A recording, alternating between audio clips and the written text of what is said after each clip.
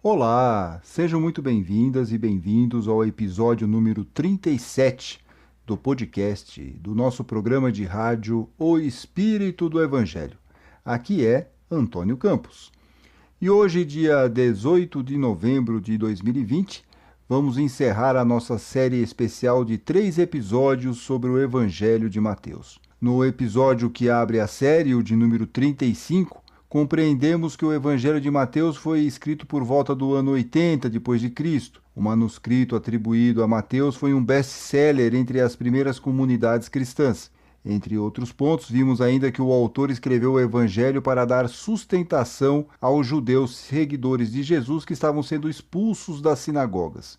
No segundo episódio, o podcast número 36, compreendemos o simbolismo de algumas passagens, como Jesus no deserto. Vimos uma lição importante do Mestre sobre compaixão e a preocupação do autor do Evangelho em ligar Jesus com Moisés. E deixamos o trecho mais conhecido e importante do Evangelho de Mateus para o final, o Sermão da Montanha e as Bem-aventuranças. O nosso guia, como vocês sabem, é o professor Jaldemir Vitório, doutor em Teologia Bíblica pela PUC do Rio de Janeiro, professor de graduação e pós-graduação da Faculdade Jesuíta de Filosofia e Teologia em Belo Horizonte, lá em Minas Gerais, autor de pelo menos 2 livros sobre Mateus. Mateus, o Evangelho Eclesial, pela editora Loyola, e Lendo o Evangelho segundo Mateus, publicado pela Paulus Editora. No próximo bloco, vamos analisar o famoso Sermão da Montanha.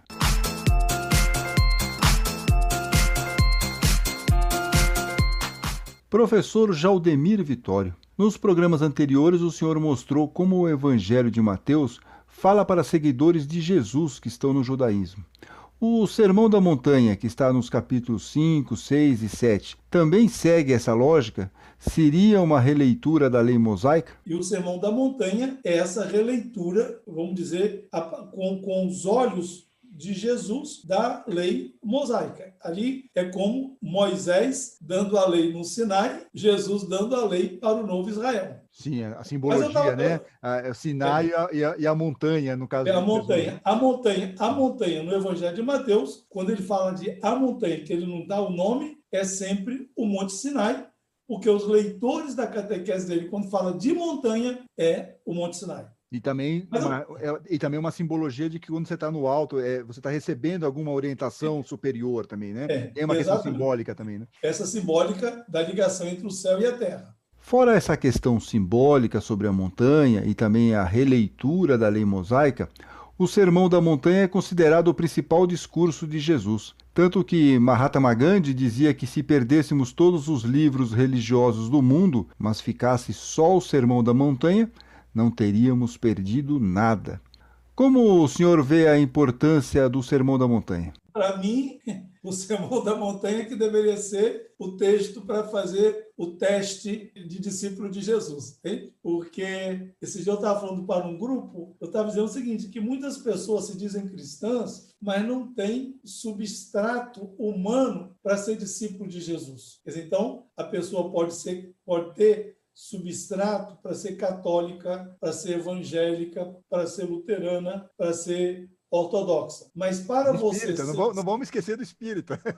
Isso. Espírita. Né?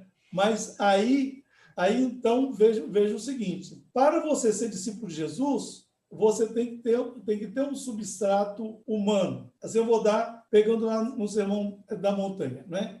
Não é quando Jesus diz assim, a quem te ferir na face direita, ofereça também a esquerda. Ou seja, uma pessoa que é vingativa, que não leva desaforo para casa, ela não pode ser discípulo de Jesus, pode? Sim. Hein? Não. E fora também, quando ele fala amar ao próximo como a si mesmo, que é o maior mandamento, né? Tudo isso. Quando Jesus diz assim, faça ao outro aquilo que você gostaria que o outro fizesse para você. Uma pessoa egoísta pode ser discípula de Jesus? Depois, quando diz assim, não julgueis e não sereis julgados. capítulo 7. Quer dizer, uma pessoa que se acha no direito de julgar todo mundo, de decidir sobre o destino eterno de alguém, etc. Uma pessoa dessa pode ser discípula de Jesus? E por aí afora vai. Quer dizer, se a gente pega o Evangelho, a gente vai perceber o seguinte, que não são muitas pessoas que têm capacidade de ser discípulo de Jesus, de ser cristão. Tem até outra, ele até complica um pouquinho mais, que ele fala que tem que amar também os inimigos. Está lá no final, quase no finalzinho do 5, ele fala, né? Você tem que rezar por aqueles que perseguem você. Então, uma pessoa violenta, ela pode ser discípulo de Jesus? Não é? E quando Jesus diz assim, a questão do não jurar, então ele diz assim, seja o vosso sim, sim, seja o vosso não, não. O que passa disso vem do maligno. Uma pessoa mentirosa, dissimulada, corrupta, pode ser discípula de Jesus? E por aí afora a gente vai, né? Claro que o Evangelho nos mostra direções para uma melhoria interna, para a nossa transformação moral. Afinal, ninguém nasceu perfeito. O desafio é ser cristão e fazer um esforço sincero para abandonar defeitos e vícios. Não é, claro, uma caminhada confortável. Aliás, como mostra uma passagem no Evangelho em que muitos discípulos deixam de seguir Jesus por acharem aqueles ensinos muito difíceis de serem colocados em prática. Não é, professor Jaldemir Vitório? É o final do capítulo 6 de João. Isso. Eles falam, não, isso é muito pesado. Então, João, eles vão embora. Então, assim, já naquela época já era muito complicado. E Jesus pergunta, vocês não querem ir embora também? E aí Pedro diz, a quem iremos, Senhor? Só tu tem palavra de vida eterna. Quer dizer, agora, como, vamos dizer, o projeto de Jesus foi identificado com as religiões, com as igrejas, então as pessoas acham que basta ser católico para ser cristão. Ou mesmo, sei lá, ser espírita para ser cristão. Não. Ou seja, o projeto de Jesus, ele supõe de quem adere a Jesus, vamos dizer, um trabalho consigo próprio, de libertação do próprio egoísmo. É a transformação moral. Mas aí tem um caminho mais fácil, né? Que é você parecer que você é bonzinho. E que Jesus criticava, né? Quer dizer, é o famoso assim, aqueles que falam Senhor, Senhor, que está em Mateus, isso, né? Mateus capítulo 7. Exato. Senhor, Senhor, não esquece, não vem com... Ou os túmulos caiados, que são muito bonitinhos. Isso, exatamente. Eu ia citar agora esse texto lá, que Jesus diz, vocês parecem sepulcros caiados. Isso. Bonitos por fora, mas por dentro cheios de ossos de mortos de toda imundícia. Mateus 23, 27. É hipocrisia, não é isso? Sim. Essa religião hipócrita. O padre vai lá, faz um sermão muito bonito, mas dentro do coração dele é outra coisa, né? O camarada vai lá, faz um culto muito bonito, mas depois a outra coisa é corrupto. Como é possível você imaginar que uma pessoa que se diz cristã possa ser corrupta? Não pode.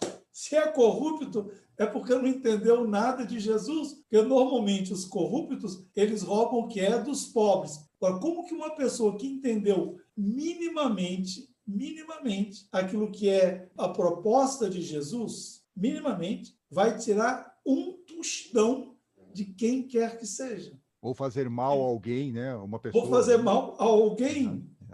Entende? Assim, eu achar que a solução da violência no Brasil está indo dar arma para permitir que todo mundo tenha arma em casa. Então, são essas, ou seja... É que, na verdade, aí, professor, eu preciso fazer uma piadinha, uma ironia. É que eu acho que é uma interpretação que eles fazem, eles não entenderam. É amai-vos uns aos outros e não armai-vos uns aos outros, né?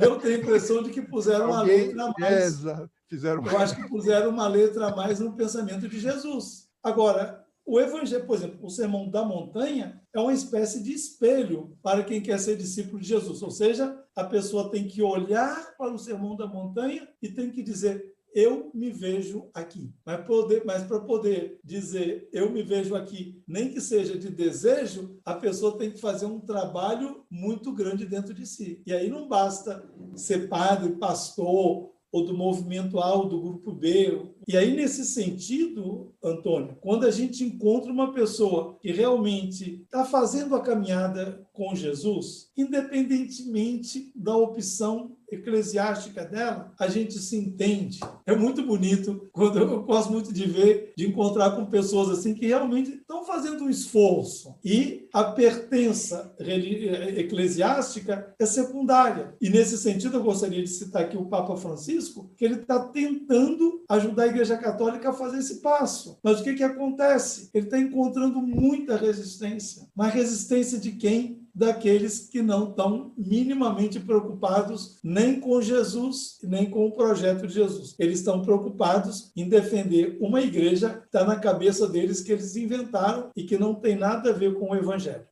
E aí isso vale para todo mundo, quer dizer, tem pessoas que ficam muito preocupadas com o ritual do que exatamente com a questão do coração, quer dizer, do que o seu coração está cheio, né? O que Jesus fala, acho que em Marcos, se eu não me engano, né? Como que está seu coração? Mas as pessoas ficam mais preocupadas com as questões mais materiais, a parte ritualística, a parte de aparência, tudo isso desvia, é o caminho mais fácil, seria a porta larga, a porta estreita é você fazer mais ou menos isso que o senhor está falando, quer dizer, como que é conviver com Jesus? Como é que é pegar esses ensinos de Jesus e realmente aplicar na minha vida para eu ser uma pessoa melhor, um espírito melhor, né? Uma pessoa mais evoluída? E isso é mais trabalhoso, isso é a porta estreita. Dá trabalho esse negócio. Né? Agora, então a gente prefere simplificar, né? E a gente acha que pagando o dízimo ou fazendo umas coisinhas, a gente está em dia com Jesus. Nesse capítulo 7 de Mateus, que você citou aí, agorinha mesmo, tem uma coisa que me chama muito a atenção, que é quando ele diz assim, no capítulo 7, versículo 21, diz assim: nem todo aquele que me diz Senhor, Senhor, entrará no reino dos céus, mas sim aquele que pratica a vontade do meu Pai que está nos céus. Muitos me dirão naquele dia: Senhor, não foi em teu nome que profetizamos? Em teu nome que expulsamos demônios? Em teu nome que fizemos muitos milagres? Então, sem rodeios, eu lhes direi: nunca vos conheci, apartai-vos de mim, vós que praticais a iniquidade. Então eu pergunto, mas como que é possível que uma pessoa que profetiza em nome de Jesus, que expulsa demônio em nome de Jesus, que faz milagre em nome de Jesus, está fazendo iniquidade? Aqui é a distinção que ele tem que fazer entre ato e atitude. Então, para nós cristãos, para quem quer ser discípulo de Jesus, você não pode se impressionar com o ato. Você tem que olhar qual é a atitude que está por trás daquilo. E na sequência dessa passagem, não deve ser por acaso, né?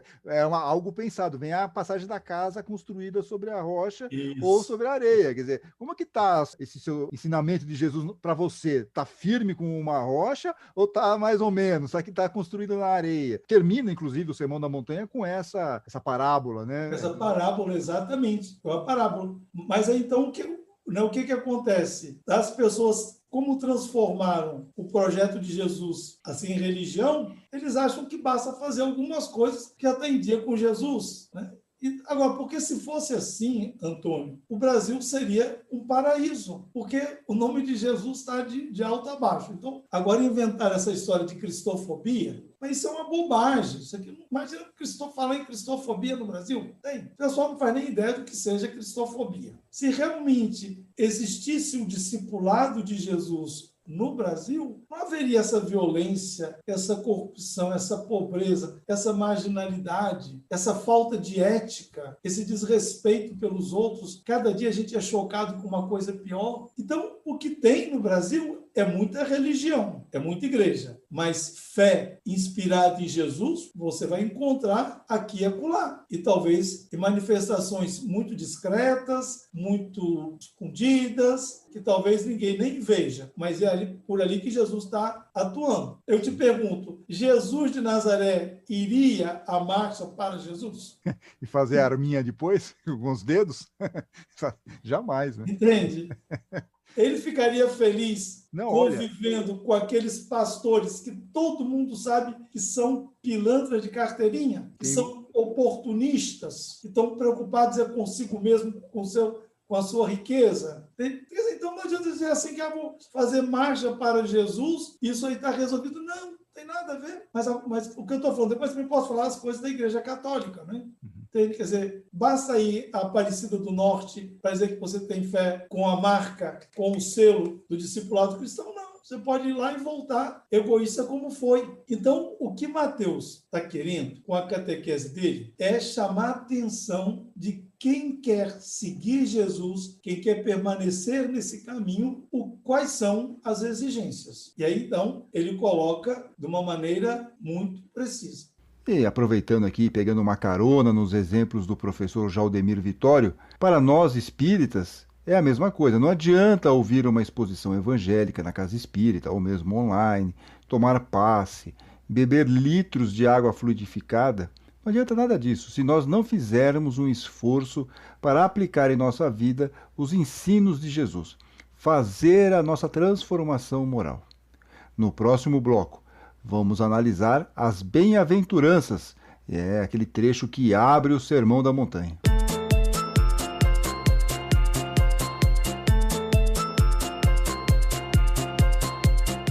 Voltamos para o bloco final da nossa série sobre o Evangelho de Mateus, sempre na companhia do professor Jaldemir Vitório, doutor em Teologia Bíblica pela PUC do Rio de Janeiro e autor de 2 livros sobre Mateus.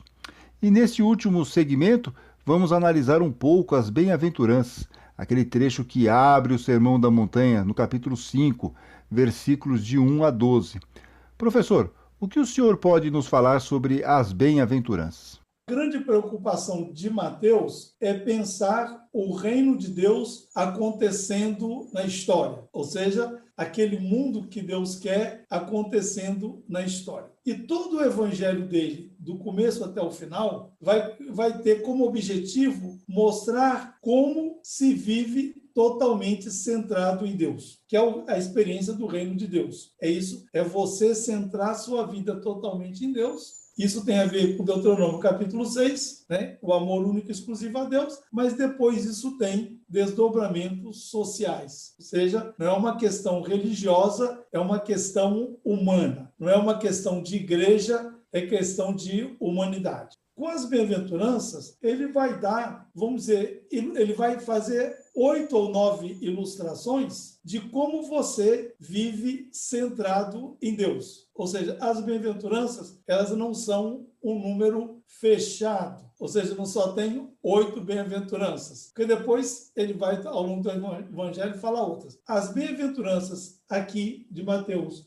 5, de 3 a 12, são ilustrações de como você vive centrado em Deus. Dá para compreender isso? Sim. Não são 8 tipos de pessoas, não. E nem são 8 tipos de virtudes. É a mesma coisa olhada de várias perspectivas, de vários ângulos. Nós vamos analisar rapidamente, claro, pelo tempo disponível, cada uma das bem-aventuranças. Na primeira, bem-aventurados ou felizes os pobres em espírito, porque deles é o reino dos céus. Allan Kardec, lá no Evangelho segundo o Espiritismo, no capítulo 8, item 10, faz a seguinte interpretação: dizendo que o reino dos céus é dos simples, pobres, quis Jesus significar que a ninguém é concedida entrada nesse reino sem a simplicidade de coração e humildade de espírito, que o ignorante possuidor dessas qualidades será preferido ao sábio, que mais crê em si do que em Deus. Continua aqui Kardec dizendo que, em todas as circunstâncias, Jesus põe a humildade na categoria das virtudes que aproximam de Deus e o orgulho entre os vícios que dele afastam a criatura. E isso por uma razão muito natural. Há de ser a humildade um ato de submissão a Deus, ao passo que o orgulho é a revolta contra ele. Mais vale, pois, que o homem, para a felicidade do seu futuro, seja pobre em espírito, conforme o entende o mundo, e rico em qualidades morais, finaliza aqui Kardec no Evangelho segundo o Espiritismo. Agora, professor Jaldemir Vitório, vamos ouvir a sua interpretação para essa bem-aventurança. O que o senhor nos diz sobre essa primeira bem-aventurança, sobre esse primeiro versículo que abre aqui as bem-aventuranças no Sermão da Montanha? Isso tem a ver com aquilo que ele vai dizer mais lá na frente, que vocês não podem servir a Deus e ao dinheiro. Capítulo 24. Ninguém pode servir a 2 senhores, com efeito, odiar a um e amar ao outro, ou se apegar a um ao primeiro e desprezará o segundo. Não podeis servir a Deus e ao dinheiro. Ou seja, quando ele fala aqui, bem-aventurados os pobres em espírito, a questão aqui é o seguinte, ele está falando daquelas pessoas cuja vida é totalmente centrada em Deus. Porque a pobreza não é a questão material, é saber que Deus é que você cultua. Entende? Não é dizer assim, os pobres que não têm nada, eles são bem-aventurados, os ricos que têm são malditos. Não, a questão é mais séria, porque você pode ter pouco e você ser apegado àquele pouco e diante do sofrimento do seu irmão, você não partilha. Ao passo que você pode até ter, mas cada vez que você vê o seu irmão necessitado, você ajuda. Ou seja, você não se apega naquilo que você tem. Isso é o pobre com espírito. Então, a pobreza com espírito não é uma questão sociológica, socioeconômica, é uma questão teológica. Quer dizer, a questão aqui, pobre em espírito, ele coloca a sua confiança inteiramente em Deus. Daí, então, a experiência de Jesus, quando aquele fulano quer seguir Jesus, ele diz, olha, as aves do céu têm, as raposas têm suas tocas, as aves do céu têm seu ninho, mas o filho do homem não tem onde reclinar a cabeça. Quer dizer, ele faz a opção pelo desapego total aos bens materiais e os evangelhos mostram que ele morreu sem nada, né? A crucifixão. E Jesus nasce nu e é crucificado nu. É a piedade cristã que depois bota aquela fraldinha, aquele paninho lá para cobrir a genitália de Jesus. Mas para dizer o seguinte, o que significa isso? Nascer nu e morrer nu? Que a vida dele foi inteiramente confiada em Deus. Nenhum bem desse mundo polarizou a vida de Jesus. Então, isso que é a pobreza com espírito. O pobre com espírito é aquele cujo coração não está apegado em nenhum bem desse mundo. E aí vem a sequência. Felizes os que choram porque serão consolados. Isso.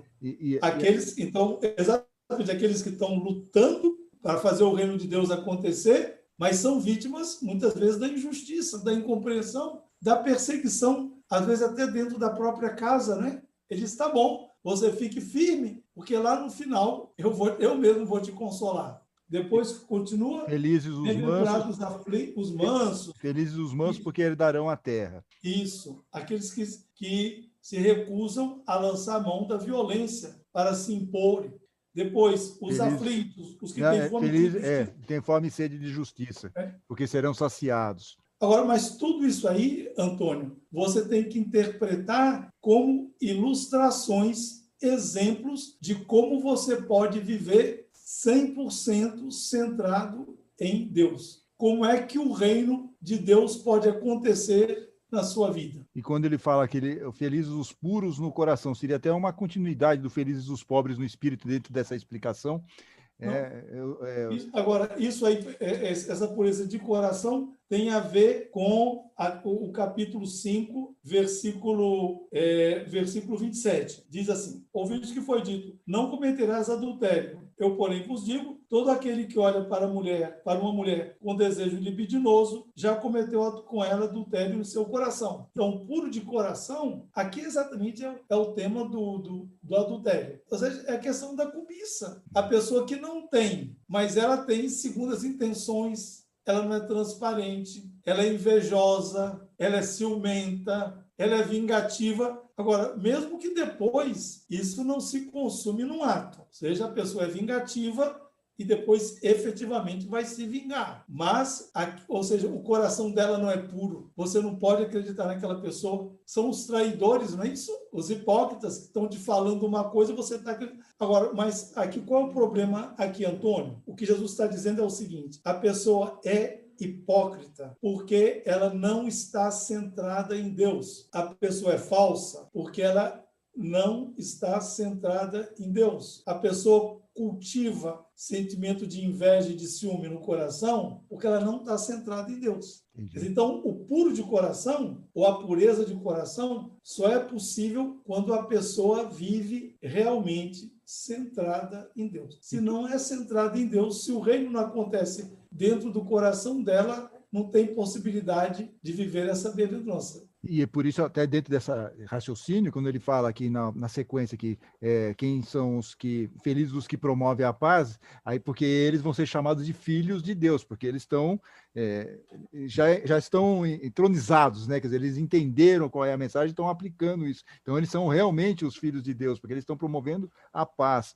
E na sequência, só me corrija se eu estiver errado, estou aqui fazendo... Não, é isso mesmo, é isso mesmo. E aí vem, claro, quer dizer, que tudo isso que você vai fazer tem uma reação das pessoas à sua volta, de alguma maneira, né? E por isso que ele termina aqui, felizes os perseguidos por causa da justiça, porque deles é o reino dos céus. Felizes vocês quando por minha causa os insultarem, perseguirem e mentindo, disserem todo tipo de mal contra vocês. Fiquem contentes e alegres, pois grande é a recompensa de vocês nos céus. Ou seja, é uma postura que vai exigir, vai ter alguma reação, vai ficar numa zona meio complicada, vai ficar numa situação muito difícil quando você segue efetivamente esses passos. As pessoas não compreendem, você pode ficar um pouco prejudicado dentro de um ambiente social. É por aí, professor? É por aí. Assim, veja outra coisa, assim, em torno disso que eu estou dizendo, que são ilustrações de como você vive centrado em Deus. Não é que muitas vezes, né, vai aparecer o verbo na forma passiva. Na Bíblia, né, tem aquilo que a gente chama de passivo teológico. São aquelas formas passivas onde o agente da passiva não é explicitado. E aí, então, na Bíblia, quando o agente da passiva não é explicitado, é porque está se referindo a Deus. Então, por exemplo, quando diz assim, bem-aventurados os aflitos, porque serão consolados por quem? Por Deus. Bem-aventurados que têm fome e sede de justiça, porque serão saciados. Por quem? Por Deus. Os misericordiosos alcançarão misericórdia. De quem? De Deus. Os puros de coração verão a Deus. Serão chamados filhos de Deus por Deus. É Deus que vai dizer, vinde meus filhos. E por aí fora vai. Quer dizer, então, esses versículos de 3 a 12, a presença de Deus é que serve de pano de fundo. Então, se você tira Deus daí, aí perde o sentido. Então, a interpretação, ela tem que ser fundamentalmente teológica. Então, se você pega bem-aventurados os pobres em espírito e faz uma interpretação puramente sociológica ou socioeconômica, tem nada a ver. Quer dizer, o pobre em espírito é aquela pessoa que renuncia a colocar sua esperança nas coisas, nas criaturas, e ele confia, o coração dele é totalmente colocado nas mãos de Deus. É aquilo que eu li lá no capítulo 6, vocês não podem servir a Deus, e o texto original diz, não podeis servir a Deus e a Mamonás. Mamonás é o nome, Mamon é o nome de um deus, que depois nas nossas traduções aparece dinheiro ou riqueza. Mas no texto grego é o nome de uma divindade. Você tem que fazer uma opção. A opção de sempre escolher Deus, claro. Aliás, vocês vão reparar que muitas dessas interpretações também têm vários pontos de contato com a análise que Allan Kardec faz das bem-aventuranças, que estão lá nos capítulos 5, 7, 8, 9 e 10 do Evangelho segundo o Espiritismo. Vale uma leitura atenta. Mas, professor Jaldemiro Vitório, alguns estudiosos gostam de especular que se Jesus fez seu discurso em aramaico, que era a língua dos judeus na época, a melhor tradução seria não bem-aventurados ou felizes, que abrem lá as bem-aventuranças, mas algo como em marcha, ou seja, em marcha os pobres em espírito, ou os pobres, simplesmente, lá na versão de Lucas, no Sermão da Planície, no capítulo 6, versículos de 17 a 49. Evangelho esse que, como explicou o professor no programa passado, é mais focado nas tensões entre pobres e ricos. Mas vamos voltar aqui às bem-aventuranças em Mateus. Com esta espécie de tradução em aramaico, suposta tradução em aramaico, porque, como nós sabemos, não há nenhum documento que tenha chegado até nós com ensinos de Jesus em aramaico, lá da época, ficaria algo como: em marcha os aflitos, em marcha os pobres em espírito, em marcha os mansos, os que têm fome e sede de justiça, os misericordiosos, os puros no coração, os que promovem a paz, os que são perseguidos, tudo isso com em marcha. E o senhor, professor, acha que é possível fazer a tradução dessa maneira? Então, essa interpretação, ela pode ser até bonita, né? E vamos dizer, corresponde àquilo que Deus espera do discípulo do reino. que tem que ir para frente. O discípulo do reino nunca é um conservador, mas não é isso que esse sentido não compõe com a catequese de Mateus. Quer dizer, a questão aí é que ele está dizendo o seguinte, que a felicidade do ser humano é viver cada dia, hoje, amanhã e depois, daqui para frente e sempre, centrado totalmente em Deus. Então ele vai dar alguns exemplos de como isso acontece. Que aula! Foi mais do que a gente estava imaginando aqui de tempo, mas o que mais é que agradecer ao professor Jaldemir Vitório, que é doutor em Teologia Bíblica lá pela PUC do Rio de Janeiro, professor de graduação e pós-graduação da Faculdade Jesuíta de Filosofia e Teologia em Belo Horizonte, lá em Minas Gerais, autor de pelo menos 2 livros sobre Mateus, o Evangelho Eclesial, que foi publicado pela editora Loyola, e Lendo o Evangelho segundo Mateus, pela Paulus Editora, obra que foi publicada recentemente, se não me engano, no ano passado, né, professor? Olha, muito obrigado aqui pela conversa, muito obrigado pelo tempo disponível e pela aula que o senhor nos deu aí. Um grande abraço para você, foi um prazer. No próximo bloco, as mensagens dos ouvintes.